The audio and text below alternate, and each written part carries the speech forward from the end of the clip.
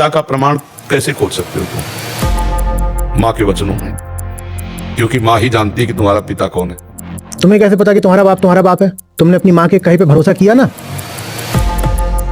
वैसे हमारी बात पे भरोसा कर लो, आसमान में बाप है। तो ये कोई बात है?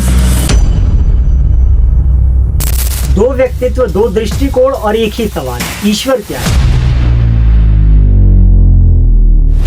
एक और है आचार्य प्रशांत जो कहते हैं ईश्वर कोई व्यक्ति नहीं, कोई आकृति नहीं, वो एक स्थिति है जहां मन का भ्रम समाप्त हो जाता है। दूसरी तरफ है स्वामी प्रेमानंद जी महाराज, जिनका कहना है ईश्वर साकार भी है और निराकार भी है।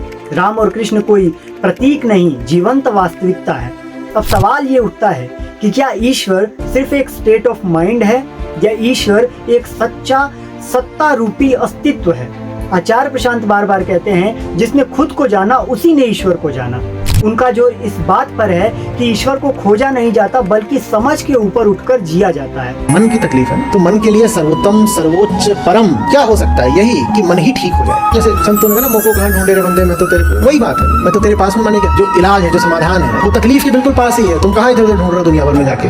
पर प्रेमानंद जी महाराज कहते हैं जो वेद, रामायण, भगवत में लिखा है वही अंतिम सत्य है और ईश्वर को जानना है तो श्रद्धा से शरण में आओ, ना कि तर्कों की तलवारों के साथ। यही हमें गुस्सा दिलाती है यही बात है कि ज्यादा बुद्धि लगाओगे ना तो परेशान हो जाओगे, परमात्मा प्राप्ति की तो बात जाने, वास्तविकता भी चली जाएगी। आजकल लोग यही है कि हम तो निराकार की उपासना करते हैं, बिना गुरु के तुम्हें ज्ञान हो जाए तुम्हें बताना।